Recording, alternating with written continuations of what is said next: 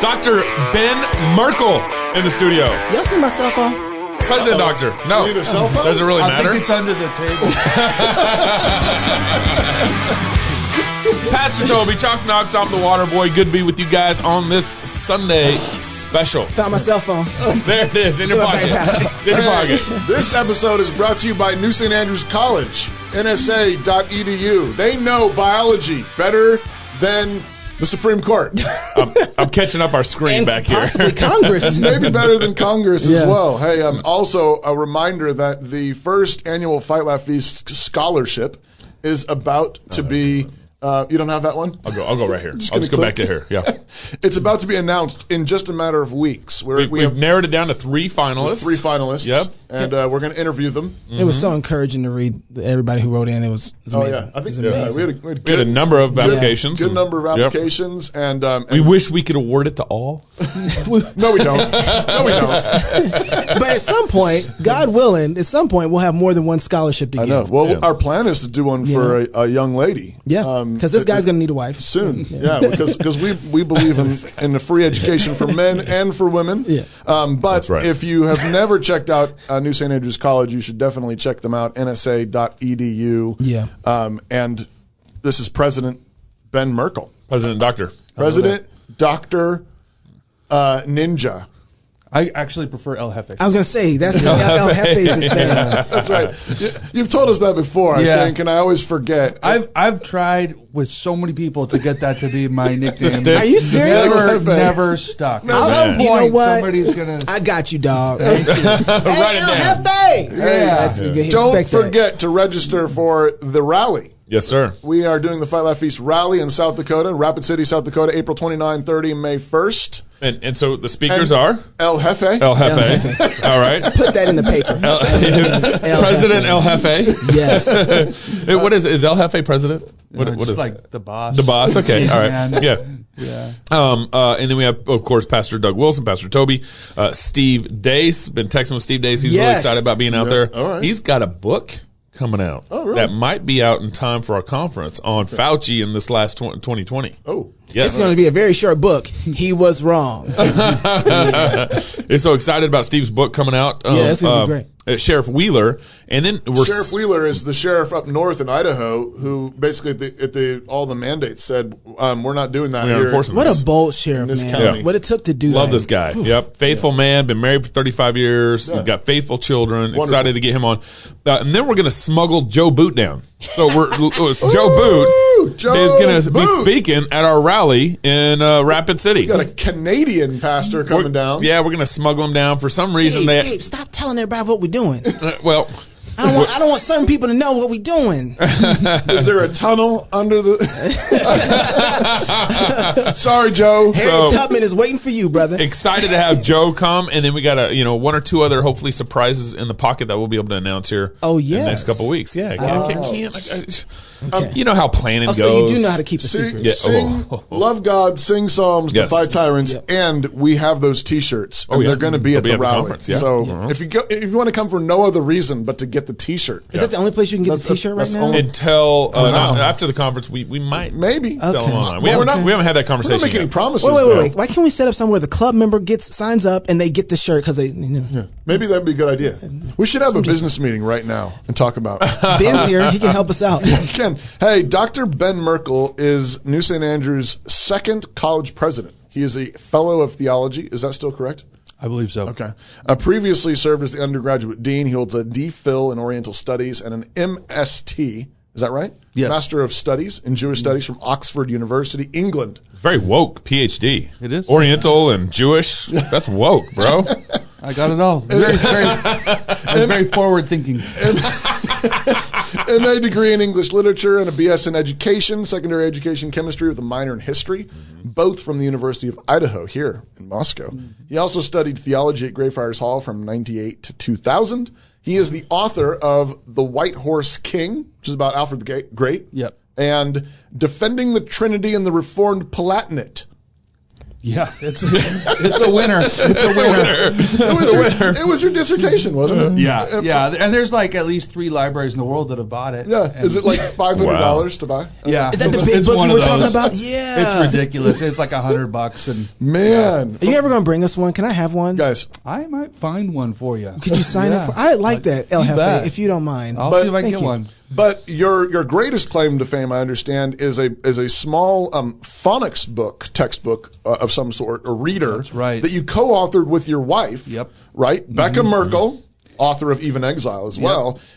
For Veritas Press, you wrote this little phonics booklet? Yeah, they had this phonics whole like curriculum, and they got a bunch of us, and like everybody got, I don't know, I think we got like certain letters that we had to focus on, or letter combinations, and we were towards the end of the alphabet. Yeah. So we wrote Yezid of Axum, and it is... Wait, say that again. Yezid of Axum. So there's a Y and a Z. You can translate this? Yezid. And yeah, is Yezid a name? Yeah. He's like this kid in like a camel caravan that gets robbed, and then he saves the caravan with his quick wit. So. And I thought you were speaking in tongues. I love when we do that on the show. It kind of was. Coming to Honda, I'm like, leave it in the Kia. I was like, I love when we do this. And you said this. You think this might be like one of your greatest works? I think if I had to look at the whole corpus, I would say that's definitely Ben Merkle corpus. That's because your wife, though, isn't it? Yeah. She did a little, So our rally in South Dakota is Love God, Sing Psalms, Defy Tyrants. We're meeting in South Dakota because Kristi Noem is the one governor in the union who basically said, look, I read the Constitution, and this is not my jurisdiction. I'll give you facts, I'll give you information. Take care of yourselves, be safe, and take precautions you think are necessary. But I'm not shutting down the country. I'm not putting mandates down or whatever. And at CPAC, she just said a couple of weeks ago that I was the only governor in the U.S. who didn't shut down any churches or businesses. That was just really good. So, and we wanted you to come and speak as well because, interestingly, I think New St. Andrews College has actually been also involved in this fight against tyranny. A big And so, and it's, depending on the hat you wear, depending on, your role in a community, in a society, it looks different. Kristi Noem, it looks a certain way. Churches and pastors look a certain way to defy tyranny, to stand up for freedom. What does it look like for a school or a college to stand up for freedom and defy tyranny? What does that look like? Well, I mean, I think for us, it's at the very heart of the mission. I mean, our mission statement is to raise up and train leaders who are going to shape culture and loving Jesus Christ. And so that really is it. I mean, the most defiant thing we do is we give a real education. Okay. Bars, that sounds so simple. You better give him a bonnet out now or something. Okay, well, I'm ready for you. We offer a real education. Well, I think it is like the reason why these kinds of things can be rolled out over the top of our culture is because you have a public that and a media that are uneducated and know that they don't have to actually make sense when they speak. They just need to get certain points that are going to get traction in social media. That's all they need to do. Wow. It doesn't have to actually make sense. I mean, and that's the thing that throughout this whole pandemic, I mean, how many times have you sat there going, that makes no sense. Like it's just incoherent. Like I'm sitting down at a restaurant and I can't get coronavirus, but once I stand up, I go to the dentist and I need to wear the thing to the chair, and then I take it off, and everybody spends the next 45 minutes in my mouth. But then when I'm done, I got to put this thing back on to be safe, right? And like.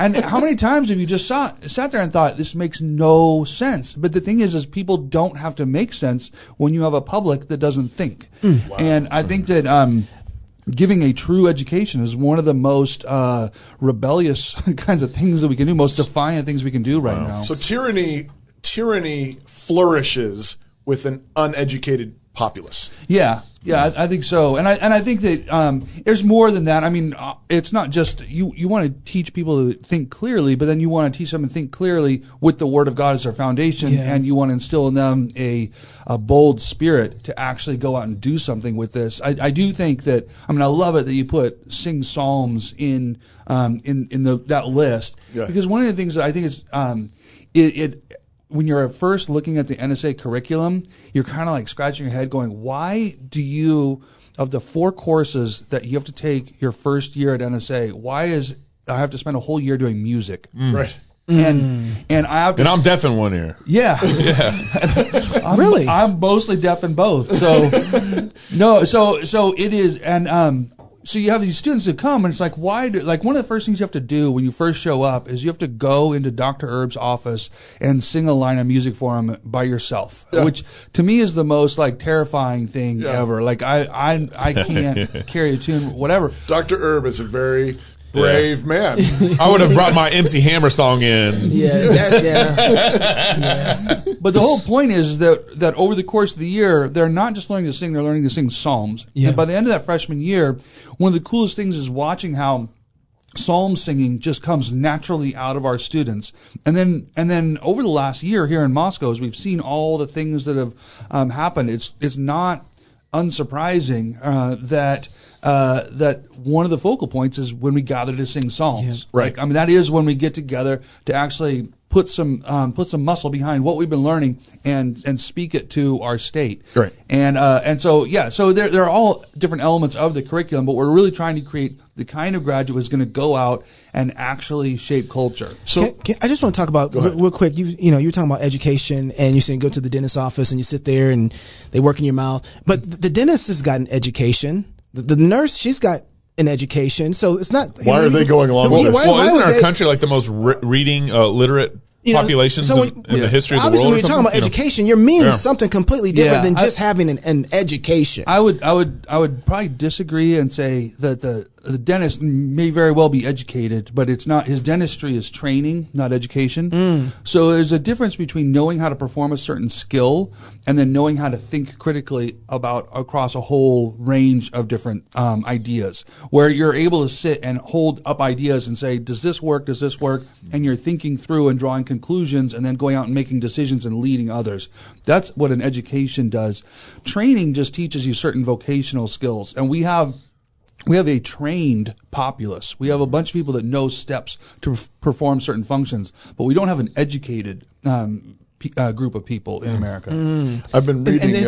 I'm sorry. Go ahead. But that's go because of where we've been getting our education. Our education mostly has come from government schools, so they only need clogs in a machine for the most part, right? Right. I mean, and that's the difference between being a free man or being the hireling. The hireling is trained to perform certain functions. The free man is educated. I heard a great quote. It was handed on from a guy who's a leader in Army Special Forces, and it was I think a quote kind of passed around within the Special Forces, which was, "You train for certainty, but you educate for uncertainty." So you Interesting. when you know what's going to happen tomorrow, you can train for that. Yeah. I can memorize the steps. I can get ready. And I can go and I can do it. But when I don't know what tomorrow is going to bring, I can't train for that, but I can educate for that, meaning I can become the kind of person who has the kind of mind who can imprise, adapt, and overcome, as they would say in the Marine Corps. Wow. We say that on Cross Politics, too. Do we say that on Cross Politics? in our business. Improvise, adapt, overcome. No, I remember like we were at boot camp. The drill instructor would always have these different quotes. It was always like Chesty Puller or some other great Marine. And one day he says, improvise, adapt, and overcome. He's like, what Marine said that? And everybody's like, Chesty Puller or whatever. And he's like, no, it was Clint Eastwood in Heartbreak Ridge. but it was a good line. But it became like, okay, that's fantastic. I've been working my way through Richard Weaver's book, Ideas Have Consequences. And one of the things that he points out, and I brought this up on a show a few weeks ago, but is that people who obsess over details and sort of specialize in a particular area and become highly, highly proficient in one area with the inability to connect that to a big picture. People who obsess over details in one area and can't connect that to the other big picture. He says we would call those people to have some kind of mental problem. Yeah. We would call them, literally, he calls them psychopaths. Yeah. Right. Yeah, in the 60s, maybe. Yeah, people who obsess over particular details, particular data points, and cannot connect it to the big picture. He says those are psychopaths. Right. And he's reading, and I'm reading this, and I'm thinking to myself, oh my goodness, we have trained decades of psychopaths. Yeah. Basically, Yeah. you know, high functioning psychopaths in the sense that, you know, they, you know, many of them can still carry out daily functions, but have no idea how their specialization and over specialization and uber specialization, you know, connects to a worldview, because they completely, you know, they were trained basically that there's no transcendent reality. There's no God. There's no truth above them. And so there's no way of connecting it to the broader world. And so now we're in a world run by psychopaths. Yeah. And people then who only know their specialization and therefore have to defer to other specialists. Yeah. I read the data. I know what's best for you. Right. And that's where you can get that whole house of cards with things like evolution or global warming or wherever, where you can have your own little specialty where you know your one data point, but you have to constantly defer to what everybody else is telling you everything else says, rather than go and actually investigate the data yourself.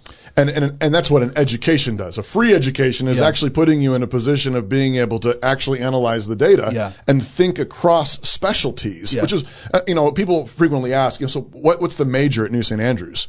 And you know, when you're like, well, we don't do majors. Right. And people are like, oh, does that mean it's not quite as good? What am I going to do with that? And the point is, no, majors and over specialization completely limits you and hogties you from the rest of the world, whereas a free education allows you to actually talk across disciplines. Well, the problem is most people don't have the education to even understand that. Oh, bars! Right? Can he bar himself? I did. That was supposed to be yours, but you know. All right, Dr. Merkle, were you going to say something? No, go ahead. There's so much I want to talk to you about. So right now, before we come back, you want to go sign up for the conference. Love God, Sing Psalms, Defy Tyrants. That's right. April 29th through May 1st in South Dakota, flfnetwork.com/rally. We'll be back with Dr. Ben Merkle. I'm El Hefe. My name is Jamie Piles. I joined Samaritan in December of 1996, so I'm coming up on 24 years. When people ask me, does it really work? I say, oh, it works fantastic. I send my money to somebody every month. But we had a need with my wife. Spent a little bit of time in the hospital about 3 months ago, and so I had a checklist with about 39 names on it, and 39 checks came in. Some of the cards, some of the things people had to say, it was amazing to watch. Don't do it when we're not live. Do it when we're live. Do it when we're live. All right. Are you introing this segment? I'm going to intro this segment. I'm going to intro this. Can I give myself bars? Which camera should Toby look into? If you need to. It doesn't matter. It doesn't matter. Welcome back to Cross Politic on the one and only Fight Laugh Feast Network. We're really grateful to have with us today El Hefe. It's working. President of New St. Andrews College, and we're talking about the centrality of education in defying tyrants. And Gabe was just saying something offline. Yeah, well, while you were talking in that first segment, I was kind of getting a little mad because a little, just a little. You know, half of Idaho's taxes go to education, K through 12 and higher ed. So basically half of our state's budget is allocated to education, and to creating psychopaths. Yeah. Largely, and a lot of states have that kind of budget. Bars.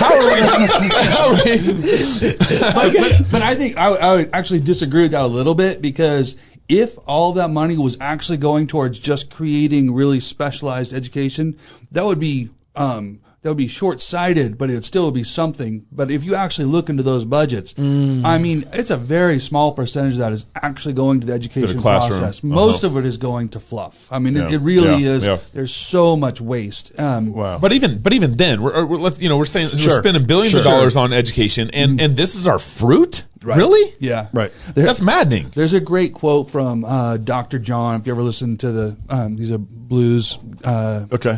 Piano. Anyhow, it was a great quote. One of his songs, it was something like, "Your education ain't no better than what you understand."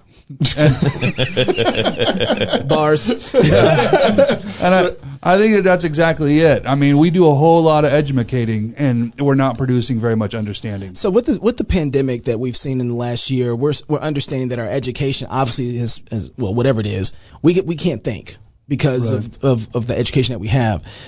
But something else to me has kind of stood out. Watching Christians who supposedly have been taught under a Christian education. Here's an example. I saw John MacArthur come out and stand strong this last year. So we're having church, period. And I was like, oh man, with the Master's Seminary and all the pastors has graduated from there. Right? This is about to be a wave. Here we go. And here we go. And then it happens that there's just one guy in Canada who gets arrested, who's a graduate there. I'm like, where are the rest of the guys that went there and got the educate? Why aren't they standing up at the same time with Dr. MacArthur? And so it's been like Christians themselves haven't been getting a good enough education. Well, I do think that that's actually a really interesting point, and to connect it to education, because one of the things I want to argue is that, especially at the college level, that college level leadership is all about demonstration of compliance. So you're talking about like secular university. I'm talking about all colleges, Christian, secular, private. Yeah. Demonstration of compliance. Yeah, as soon as you get into upper administration, really most of your job, you're trying to demonstrate compliance between keeping your accreditation, various other government agencies that you need to not run afoul of, and then also keeping your federal money. Right. Your whole job is really about making sure that you are in compliance. Wow. And so that's why it's very difficult to find colleges where the college itself will lead in a provocative direction, because that's just, all of the self-selecting that it takes to get to that position is about getting away from being that kind of person. Wow. And so that's, and it's weird, but if you think about that, this is true of our Christian colleges as well. We think of our colleges as this is the training ground to create tomorrow's cultural leaders. But one of the things you'll find is is it weird how you think about your typical college student, what we think of as the quintessential college student, we still have in our mind that sort of 60s radical, whatever. Ripped jeans, tattoos. These are the people that are going to fight and do their independent thing. Mm-hmm. And have you noticed, how over the last year, our colleges have been the most compliant places of all? Yep. It's completely been flipped on its head, where education is about demonstrating compliance. And I think it goes back to what we were talking about earlier, where education has become training and not thinking. Yep. And so if you're training thinkers, then they ask questions that are awkward, and that shakes things up. Right. But if you're teaching people to memorize steps and follow them, then you train compliant people, and that's what we really have. Yeah, I've been that whole sort of just picture of the college student. It's a great just sort of microcosm of the whole culture, where you have this scratch and sniff rebellion. Yeah. I'll go get out my piercings, and I'll get my tattoos, and I'll have my smoke ripped jeans, and I'll smoke weed or whatever. Yeah. But it's a veneer. Mm-hmm. It's paper thin, and it's all been tested this last year, when the man came and said, you can't go to church, you can't go to school, stay home. Okay, boss. And how many unique, authentic people put on the mask? And they all masked up and went home. That's right. They all submitted to the man. And I'm all that other stuff was nothing. Yeah, it's all been about conformity, basically wearing a uniform all along. That's right. And now the mask is just your latest, tattoo. But Ben, what you're saying is that there's no surprise about that, because the very education system itself has been training compliance. Right. Yeah. So then I want to ask, what is it that you guys are doing at NSA that is operating different, where you guys aren't compliant? What is the anti-compliance set up in NSA? Yeah, so in the intro you said that I'm the second president. So NSA was around for about 20 years before I stepped into the presidency. And so there's a lot of the DNA of NSA that just kind of got handed to me. And it was interesting seeing, after you've had it for a little bit, starting to realize, that was there for a reason. Yeah. And one of the most significant ancient ones, landmarks. Yeah. A fence. One of the most significant ones was the real clear principle of the founders of this college that we're not going to take federal money. And I really think that the money is a big part of what has steered all the schools. There's such a fear of losing that, and that's why compliance has to always really be there, because there's a fear of losing that money. And I do think that, over the years we've one of the secular, the left, one of their favorite things is education. Right. But isn't it remarkable how education got completely shut down and nobody cared. Like, it was fine shutting them all down. And what you realize is not education, it's the money. Like, the schools got shut down, but none of the budgets did. They got a lot of, and they got a rainfall from stimulus money. Yeah, they got more money. And I think that one of the first things is you've got to be able to walk away from the money. Yeah. And as soon as you do that, you start to think in a different way. Yeah. You start to realize you're your own man, you're your own boss, and you need to be responsible for what you've got. And then you start to think in different ways. So I think one of the first ones is saying no to the money. Yeah. The next was being more focused on education than vocational skill training, which does not mean your graduates can't get jobs. They get great jobs, but they have a very different approach to the workforce. Mm-hmm. They're thinking as free men, not as hirelings. And I think that changes a lot as well.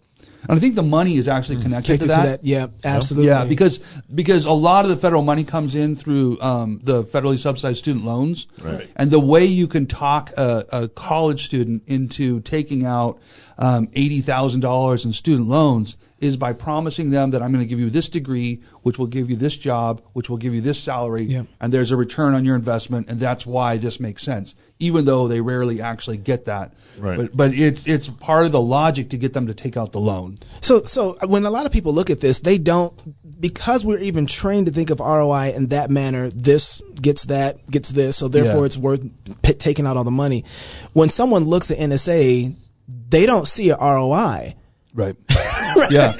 Because we don't even train to think about it. But I was even thinking to myself with my kids, like whatever they want to do, I want them to go to NSA at least for 2 years. Like I want you, because I think that you need to understand what this is, because you need a certain type of education just to understand how to operate in this world. Yeah. Like my kids, by the time they get done with my house, hopefully I've given them enough education to be able to figure out how to operate in this world well. Mm-hmm. And I want to pass them off to someone who says, okay, we got some stuff that your dad didn't have that he's definitely going to want you to have. Yeah. And so just to be able to operate, you kind of have to have this education just to be free. Yeah, I think so. And I think that there is an ROI. It's just that it's not in the way that we tend to measure it. It's not that I can't tell you will have this job.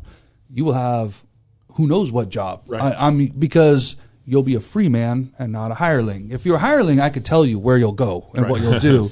But I want to create a free man. I want to create somebody who can go start any business, get any job, who can go marry a wife and raise a faithful family, who will be qualified to be an elder in his church, and who will start an actual community, which is way more than one particular vocational degree can give you. How do you cultivate leadership in the student? So that's one of the things that you're trying to do. But so we're talking about sort of the big picture, the infrastructure of the college, which is obviously key. Mm-hmm. Yeah.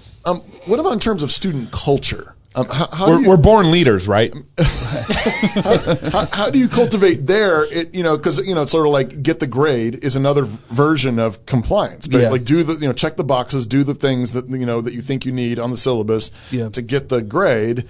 How do you cultivate leadership and independent thinking while still having standards? Yeah, so there's a number of different elements to that. I mean, one is the kind of material we give. We work from the classic liberal arts, which were historically selected to inculcate the skills of leadership, the soft skills of critical thinking, communication, on and on. So it's the kind of the kind of material you study. Some of it is the way that you go about it. We're going to emphasize making students get up and argue, get up and speak, get up and as well as get critiqued and then come back, and I still remember there's still some of this at Oxford. I still remember in one of my classes, it's a small little group, and I forget this guy's name, but he was the Oxford professor for Hebrew, which is like a post that began with Henry VIII on down. It's like a pretty exclusive deal. Right. And he said something, and it just was weird to me. And I remember saying, but hang on, that doesn't make sense because, and then I started to feel like sheepish, like I'm correcting this major professor. Right. And I loved it when I hesitated. He stopped and he looked at me and he goes, no, come on. And I love that when you have instructors that know how to say, come on. Like I want you to come and spar with me. Yeah. I think that's a really important element to it. So we do have a lot of time up front arguing, disputing, and being okay with disagreeing and bring in argument. Another thing that I think is really critical is and this is one of those like decisions that got handed off to me that I don't think I understood at the time, but no dorms. I think no dorms is big. Yeah. I think that the dorms are these little artificial cities that create people with failure to launch syndrome. Yeah. Where you're living on borrowed money. Yeah. You got a cafeteria, you got everything just kind of covered for you. Laundry's done for you. Yeah. you don't need to go out and do anything. Right. And telling our students, find an apartment, figure out how to cook, do your laundry, don't smell when you come to class. Pay your own bills. Yeah. And it's weird how somebody who does that for 4 years, then suddenly go get a job, get a wife, and find a church is like, makes total sense. Right. It's like, it's just what would happen Lots next. of them are already doing it in the middle of of college. Yeah, I remember that there was a twin thing that really attracted me to New St. Andrews. I graduated from there in 2002. And there was, one of them was no dorms, actually. We have no dorms, and be a grown-up, be an adult, live in our community, be a Christian. We're not going to babysit you. That was something that was incredibly attractive to me, and I think sort of in a, there's sort of the immaturity in a young man who sort of likes to be told, like, grow up. Yeah. We're not going to take care of you. We're not going to be your mom, and you're like, Yeah, that's right. Yeah, I'm grown up, and there's all kinds of reasons why you're really not ready for it, but you need it. But the other thing was that classical approach and there really is a lot of that, and oral finals was part of this. Yeah. So not only are you constantly having to argue, stand up in front of your class and, give a speech, give a talk, do a presentation, but then at the end of quarter, a lot of your classes have oral finals where it's you and your professor. And you can't hide behind anything. Your ink, your paper. And some of my like most terrifying memories of New St. Andrews are oral finals that I was not ready for. Yeah. And it just, kind of burns into your memory, and you're just sitting there like, he knows I don't know it. I'm trying. But it was good for me. It was so good for me. And then also recitations. Yeah. A lot of the classes have these, you have like maybe a lecture at the beginning of the week, and then at the end of the week, you have a small group recitation, and some of those are even in professors' houses still, where you're going to have coffee or tea or whatever, and sit around a table with like 4 other students and your professor talking through the material that you've been covering that week. Yeah. This is the kind of, those are, I think, adding to what you've already just said in terms of you can't hide there. It's not box checking there because you're already being asked to think for yourself, articulate for yourself, and now you have to spar with other people in your class, your professor, and so on. And I think it's already the fruit is coming from it. Yeah, I think so. And I think that the other piece is just the Moscow community is such a unique place. Sure. Yeah. And pushing students out into the community and saying, be involved in what's going on at church, be involved in CRF, whatever. There are a whole host of like sort of leadership opportunities. And one of the things we are working on this next year is developing a little bit more robust extracurricular system where students belong to halls, and that helps them to actually they'll be competing against one another in various things, but the whole purpose of it is to give them Harry Potter. What's that? Harry Potter. I knew you were going to say that. A hall. He said hall, not house. Yes. Is there a sorting hat? Yeah. No. We knew you were there. No, the idea is to actually like compete with rugby and different things like that, but it is to inculcate leadership, to create opportunities for students to be the head of and to lead in different ways. Okay, I'm going to put you on the spot really fast. I didn't tell you I was going to ask you this, but it may be too early, but what are you talking about at the rally in South Dakota? Do you have any idea? Any idea at all? Can you give us a little taster? It depends on which week you ask me. But here is what I was just thinking on my walk over here. What I was thinking I would say when you asked this question. Okay. It was. You might not be Paedo-Baptist or post-mill, but the left is, and that's why they're winning.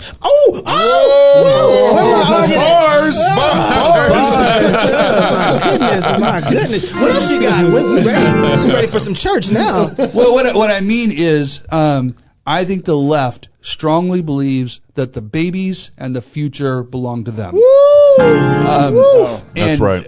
So that's why they believe, that's why education is so central to them. That's why they're taking dominion. Yeah. They believe that it's their job to take these kids and teach them what they should think. Yeah. They're doing a very good job of it, and that's why I think we struggle to hold on to our children. Yeah. And they believe really clearly They have a clear sense of, Obama described the long arc of moral history, and he put his little plot points on it of like Selma and Stonewall, where it is going in a particular direction, and it connects the civil rights movement to sexual identity and gender and all of that. Yep. There's a very clear trajectory. They have an eschatology. Right. They know where it's going. They believe strongly in it. They know that if you get on the wrong side of history, you're going to be the loser. Right. And they have successfully passed that idea on to the next generation. So if we want to counter that, I think we need to figure out how to claim the babies in the future. Oh, glory! Hallelujah! Won't God do it? And here's the thing: is if churches and church communities don't build, education systems, that's your discipleship for your kids. Right. Your education, whether it's a strong, robust homeschool education system, or Co-op, is it a or co-op, school. or is it a Logos, or is it it has to be K through college, because that's your discipleship. And I see churches that don't emphasize Christian education are the churches who don't. Their kids don't end up at their church when they grow up. Yeah. Well, I mean, and that's a problem. Well, we've talked about this on the show before. Largely, if the church would just think in terms of numbers, we would have been winning by now. Well, if we would have been thinking just in terms of faithfully raising our children, it's kind of a numbers game, because the liberals aren't having kids; they're aborting kids, and the kids that they do get, we hand them over to them. Right. I mean, there's so much. You hit right on one of my soft. It gets me so upset thinking about this, but. Inside a PCA church in Georgia, they're having children's worship while worship is going on upstairs. Yeah. And what they're doing, so we're upstairs singing hymns, spiritual songs, and they're singing all the new cool stuff, and they got the drum set up there. Ain't no drum set upstairs. We're singing songs. Yeah. Boring. You got boring upstairs. And so I told one of the guys. You're discipling them for something else. You're discipling them right outside of the tradition that you want to bring them up in. Yeah. And so, but that just didn't. So we started doing that. And then, so no wonder why we send our kids to government schools. Okay, don't get me started. But Doc, I want to ask you right now, outside of going to the conference, I think last year when we did the conference, I didn't know how important it was. We were doing, I gave it, charted it out, and I got there and heard so many people who were so happy to come because they hadn't gone to church. Mm-hmm. And one thing I don't like is that a conference is supplemental to a church. Right. No way in the world it should be that way. Right. No way. And so, but I'm grateful that God has allowed us to be there for those people, even though that's not how it should be. That's kind of the same thing happened in South Dakota. Praise God, some people are opening up. But right now, as you look at things, having the education that you have, what else should we be doing? To in our current moment? In our culture right now. To fight tyrants? To fight tyrants, because that's what we're trying to help push. That's why we're going to South Dakota. We're standing with Christine Nome, the only governor that didn't put pressure on her people to shut down. But what else? That's not the final thing. That's not always, hey, we won. No, there's something else. What else do we need to be doing in this moment with our tyrants? Well, okay. I think one of the biggest things to me is how shocking, in a very short amount of time, how shockingly it was revealed to us that almost every platform out there is owned by a secular left that really hates us. Yeah. And I look around and I think, what have we been doing over the last 40 or 50 years? What have Christians been doing? Because where do we have the industries that we've actually put in the hard work to actually build something that we could still stand on right now? I mean, the deplatforming is across the board. And I just wonder, I'm kind of a little bit just sort of lost at a total loss as to what have we been doing? Yeah. And if we want to address this, I don't think this is something we address in 6 months. I think we have to roll up our sleeves and we have to actually start at the foundation building, and it's building the institutions that can actually weather these kinds of things. Yeah. I do think that we're ahead on education, at least at the K-12 level. We are way behind the college level. But we've got something started there. But in terms of understanding local government, understanding business, understanding media, we're way, way behind. Mm-hmm. And I would say we need to figure out what it looks like to actually build a Christian culture. Because I think that we've had this idea that America, sort of secular America, would always let us in. And that your Christianity just had to be something that you went to church on Sunday with. then it didn't have to be a part of the rest of your life. But I think that we're realizing that's just not the case. Right. And we have to actually build a whole culture. It's like you actually have to take dominion. Yeah. Exactly. Otherwise, the left and the ungodly, they do. And it's in every one of your jobs. It's in farming. It's in business. It's in computer programming. That's right. All of it needs to be retaken. I want the last word here. Okay, you can have it. Because President Merkle can't do this. What's that? So I have to do this. Okay. This is something you can't do. Uh-oh. Yep, I'm already throwing him off on his heels. You know, a lot of Christians out there have been donating a lot of their money to higher education. Yeah. And they're supporting, and they've been doing it for years. And I think we need to rechannel where we've been donating our money in higher education. And I would love for Christian families, if you out there and you have money, to really support NSA and what they're doing. They're on a Capitol building campaign right now. They're going to have their highest freshman class ever at New St. Andrews coming in. Woo, won't he do it? Come on now. And so there's a lot of need at New St. Andrews to be able to kind of grow and expand classroom sizes and everything like that. So, reach out to contact@fightlaughfeast.com if you're one of those families who've been donating to another Christian college that's really disappointing you and want to rechannel some of your donations to New St. Andrews. Reach out and I'll put you guys in touch. And FLFnetwork.com/rally. You get a chance to hear the good El Hefe there at the conference in April. Rapid City. He might change his sermon 3 or 4 times. Just keep some of that in there, okay? I appreciate that. All right. If you're single, get married. If you're married, have kids. And if you have kids, go baptize them. Until next week, love God with all your heart, soul, mind, and strength. Love your neighbor as yourself. Go fight, laugh, and feast. This is Cross Politic. Glory. Ooh. 2020. God exposed America with a bunch of viral particles, a plague. God flicked and we buckled. Our political leaders shut down their states in fear. Our pastors abdicated the church as non-essential, and we have been scattered by petty, tyrannical resolutions and edicts into our homes or hiding our shame with masks. Businesses have been shut down by arbitrary non-essential labels. Strip clubs, pot shops, and abortion facilities remained open, while churches were threatened, regulated, and fined. First Amendment rights were trampled on as we Christians were arrested by despotic, unprincipled local governments. Citizens were harassed by unelected health districts, and communities were threatened in their houses by cops. This sounds like a third world country, a bad dream, but it is not. It is the new America. This America is ruled by fear. This America is ruled by opportunistic politicians who don't give a damn about you. This America breeds a compliant citizenry that cares more about their strip clubs and DoorDash deliveries, that cares more about their safety and their comforts than the truth that Jesus is King of Kings and that our freedoms are protected by the Constitution. This America is worse than King George III's America. It's time to take a stand, but to stand requires courage, and courage requires repentance. What we need is reformation and revival in our churches, in our families, in our communities, in our businesses, and in our government. Every square inch needs the blood of Jesus. We need to seize this moment where all our sins, fears, and failures have been exposed by God through this plague and gather to sing psalms, to feast, and to get strengthened, to be encouraged, and equipped to lead America back to Jesus, who is King of Kings and Lord of Lords. Governor after governor instituted some sort of shutdown, ignoring your constitutional rights. There was one governor, one state, that did not buckle and join the crowd of governors driven by fear.